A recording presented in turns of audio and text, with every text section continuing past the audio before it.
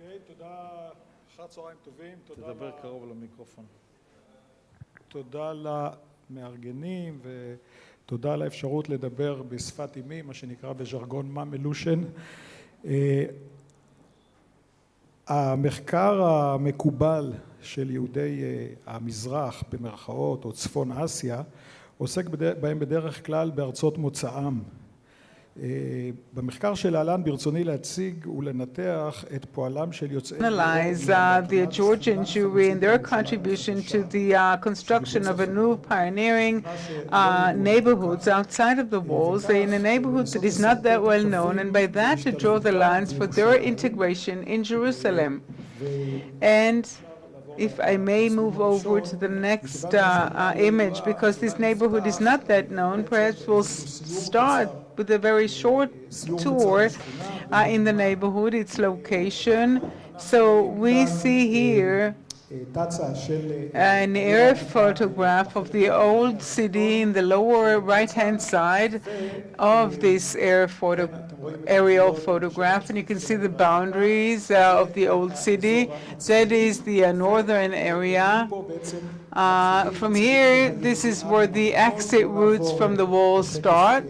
And let's move on to the next slide. And we can see the Nablus Gate area where you have two Jewish neighborhoods. Kiryat Emana is one of them, and the Georgian neighborhood. Let's move on. This brings us deeper into this area. You can see the Nablus Gate area. You can see the parking lot area. And this is where we start noticing the rooftops of buildings, a separate group of houses. Let's just draw closer and closer to it. And this brings us to a closer view of those houses.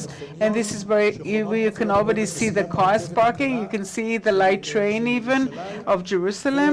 And we can now see some sort of a cross formed by two alleys, and actually the only entrance to the neighborhood is from this particular gate here, and this is more or less the size of the neighborhood. If we draw further close, just a tiny bit more, you can see the curved rooftops, the arched rooftops. This entire yard is actually the yard of the Lord who built the neighborhood, the yard of Aligolashvili. And this is another dome. You can see the dome here. And that is a structure that used to be the synagogue that is called Eshel Avraham, named after the developer Avraham Aligolashvili. And then you have another small synagogue that we'll discuss later on. So what we have seen from a bird's eye view was the houses of the neighborhood. And if I'm still up to the time limit, I'll give you a tour inside the neighborhood and also the various buildings in it. So my field of expertise is cultural historical geography, and I would like to start by giving you a few words of background. What brought me actually to the Georgian neighborhood in Jerusalem? Many ask me if there's any relational connection, like my family in the Georgian community, and even though my last name is Pasternak, I have no personal connection to the topic, therefore I have no cultural advantage. In a research project that was held by the Yad Ben Tzvi institution some time ago, and I participated in it, and that's the opportunity to thank the Yad Ben Tzvi institution. We exposed a very interesting phenomenon that I wrote an article about, and that's the withdrawal or the withdrawal from the neighborhoods during the British Mandate. In order to explain it into with the topic of my presentation, I have to say that in the late Ottoman period, at the end of the 19th century, a process of leaving the walls started from the historic boundaries of the city and establishing many neighborhoods. Many of them were suburban neighborhoods of Jews, and you can see them here. Perhaps we can draw closer.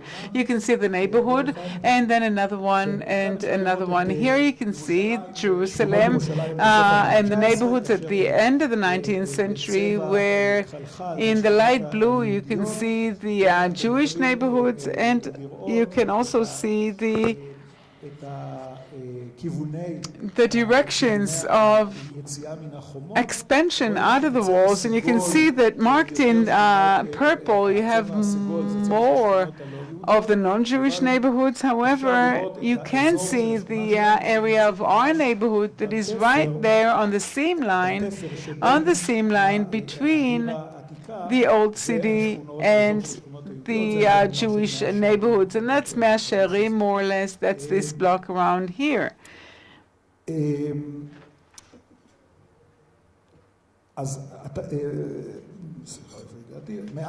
Since the exit of residents started to the new areas of Jerusalem, Jerusalem has developed very rapidly, and in 1860 until 1914, over 70 new neighborhoods, Jewish neighborhoods, were established, along with another 22 non-Jewish ones. It continued during the British Mandate, and in these years, another 40 Jewish neighborhoods were established. The most prominent data in the map is the dominance of the number of Jewish neighborhoods, and during the British Mandate there's a slight decrease in the number of Jewish new neighborhoods, but the trend as it is of growth continues. What we do not see in the map, and we can move over to the next map, is the fact that alongside the establishment of new Jewish neighborhoods, there is the phenomenon of neglecting older neighborhoods, mostly in the area close to the walls of the old city that I call the first cycle neighborhoods, and you can see them in the next slide. Well, it's a bit difficult to see, but if this is the old city, the one you can see here is a few darker spots. These are lands that were purchased by Jews, and that's the circle of neighborhoods that were neglected. All of them are in the group of the pioneer neighborhoods in the 19th century. You can see the northern part, and there you can see the Shimon HaTzadik houses and the Nachalat Shimon neighborhood. In the southern part, you can talk about the Shiloach village, Joat El Anab and Shama neighborhood, and in the central part, these are the Kiryat Ne'emana and Eshel Avraham and the Caucasian neighborhoods. In other words, all of them are grouped around the first circle, all those new neighborhoods that leave the old city, the pioneer neighborhoods, and during the British Mandate, these neighborhoods are actually being neglected. The acceptable opinion in research, and the one that makes sense, is that this dropout or neglecting process reflects the political situation. The national polarization was reinforced during this time between the Palestinians and the Jews, and there were violent outbreaks that led to the creation of two ethnic areas of Jews in the western part and the non-Jewish in the non-western part, mostly in the eastern area around the old city. In this situation, those who were harmed most were the Jewish smaller neighborhoods around the old city that we called the first circle. In another study, I raised the assumptions that we can assume that most of those neighborhoods, including the Jewish quarter within the walls, were populated by Jewish ethnic groups that were significantly Jewish, and you can call them the Eastern Jews, quote unquote, with a few exceptions. These are Jews from Persia, Kurdistan, Yemen, North Africa, Gurjistan, and Caucasus.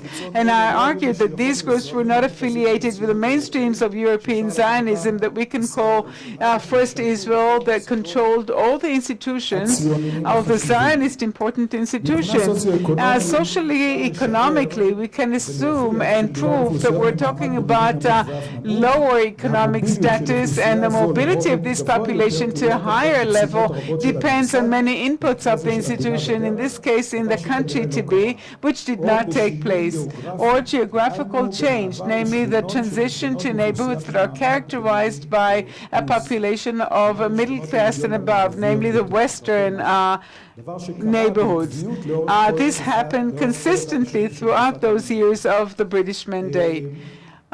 ובסופו של דבר At the end, this led to the division de facto of Jerusalem to the western and the eastern sides of the city. In order to thoroughly examine if the factors for leaving the neighborhoods were security or socially ethnic ones, I decided to sample a few neighborhoods and to accurately analyze the makeup of the population and their geographic and social mobility in view of the political outbreaks.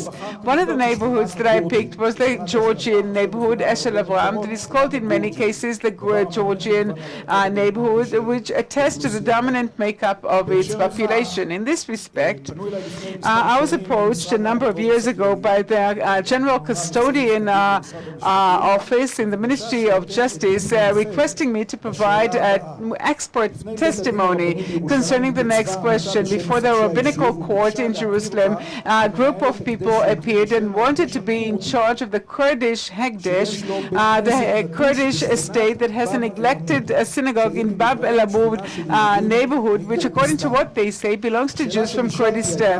The question that I was asked, if indeed this is a synagogue in a neighborhood of Jews from Kurdistan, as appears from a number of documents, or perhaps this is a synagogue and a neighborhood of Jews from Georgia's town, as it emerges from other documents. When I gave my testimony to the rabbinical court, I explained the sources of the mistake, and I proved, as you can imagine, that indeed this is a neighborhood for sure that belonged to Jews from Georgian Jews, that is, and that was a Georgian synagogue.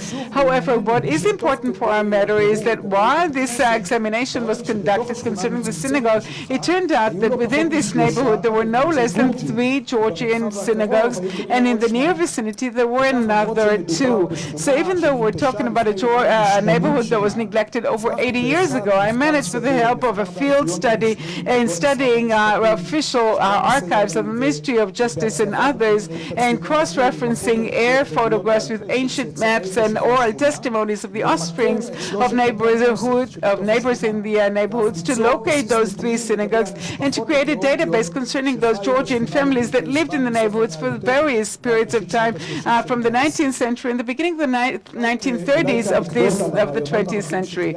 An anecdote taken from those many interviews, I would like to mention 2 fascinating conversations that I had with 2 interviewees. One living in Paris and is 102 years old today, and his name is Leon Eligolashvili, and the other one is Ms. Rachel Levi Bechorashvili, 94 years old, that lives in London. And that, of course, can attest to the fact that people are very patiently waiting for me to interview them, or that longevity is one of the blessings given to the Georgian Jewry. The third and most surprising experience that I experienced recently was a fascinating meeting that I had with Robert Golan, who was previously called Robert Eligolashvili, who, according to our evaluation, is the great-grandchild of Abraham Eligolashvili, who was the developer, the procurer, and the founder of this neighborhood.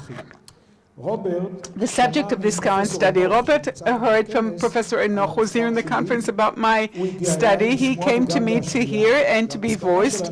And our conclusion is that a lot of work is lying ahead of us with respect to studying this neighborhood and its families. I will not be able to, because of lack of time, to describe and provide you the fascinating description of the history of the Eligolashvili family, but it will come up in the article, God willing. So in the very little time that I do have, I would like to share with you a number of preliminary conclusions that arise from this study that, as I said, has not been concluded yet, and also a number of thoughts concerning the need to establish a center for study and documentation of the Georgian community and its contribution to the development of Jerusalem and the State of Israel. My first conclusion is that we need to conduct a geographical thorough examination. In historic documents, we found a number of names for this area. They do not overlap necessarily, so we have to make a distinction between the Georgian neighborhood, which is the topic of our discussion, and overlapping areas such as Bab el-Amud, Nablus Gate, Musrara, or the Nissan Beg Kiryat Ne'emana neighborhood that, as I said, sometimes people confuse between Kiryat Ne'emana and the Georgian neighborhood. Mistakenly or intentionally, Nissan-Beg has better PR than the Georgian neighborhood. Let's put it this way. So all those areas, all those places, and all those names can include sometimes the Georgian neighborhood. This is why we sometimes have a problem to find a database that would be statistically proven.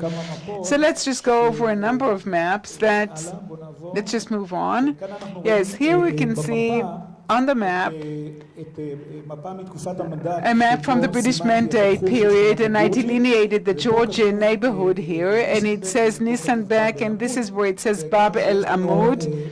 So what we have here before us is a number of maps that show us the way they are distributed along that area. When do we start distinguish this neighborhood and call it the Georgian neighborhood? In 1886, Jerusalemite correspondent writes in Hamagid newspaper that in view of those houses, the Nissanbek ones, there are the houses of the Georgian Jewry from the Caucasus. Ms. Bechora Shvili, that I mentioned earlier, mentioned that she lives right close to Mishkenot Eligola, namely the residents of Eligola. And that's a memory that she had from the 1920s of the previous century that is in line with the Semite, not the Semite, rather the name tradition of those days. Another map is the Chagiz map from the 1930s. We can move forward. No, yet another one. And let's just move forward. Yes, until we get to the right map, yes.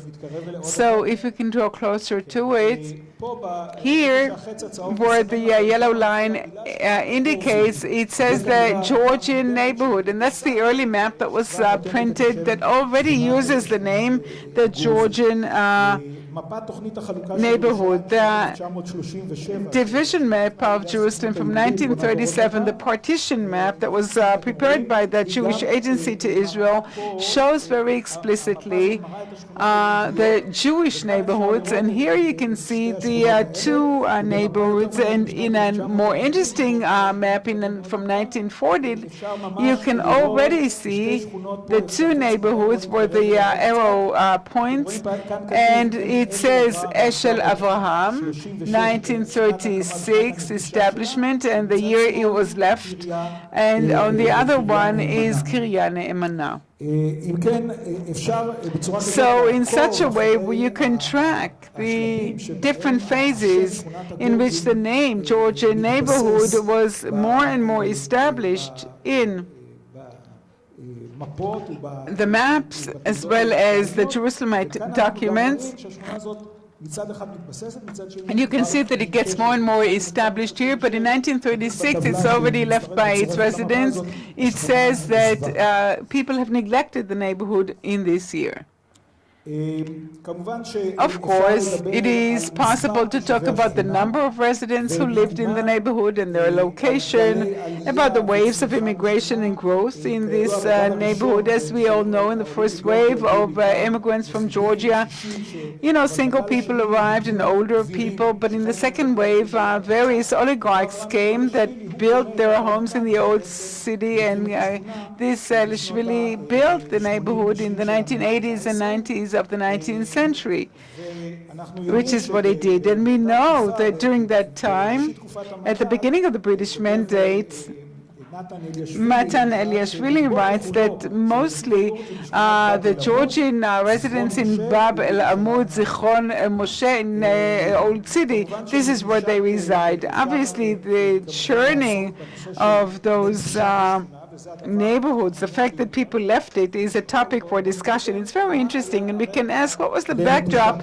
of the fact that all those residents left their neighborhood. We can see here an ad that was published following the Karpat events, pogroms. 131 people got killed in those pogroms in Jerusalem. You can see here, you can see the numbers.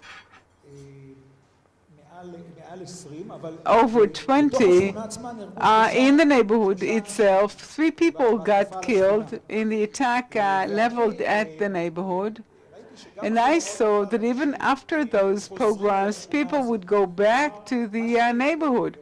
So in other words, what I would like to prove is that this process by which the residents left the Georgian neighborhoods was not necessarily related to the pogroms themselves. Quite the contrary, people keep mentioning the spirit of heroism and boldness of the residents of the neighborhood. Hence, I would say that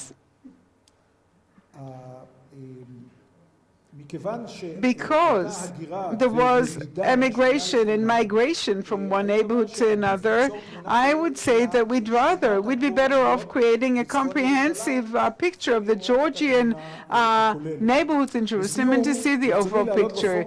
To conclude, I would like to raise the idea before this distinguished forum to establish within the Georgian neighborhood in Jerusalem the Center for the Study and Documentation of the Georgian Community and its contribution to the development of Jerusalem, and to have a living museum established. So if we run forward a bit more.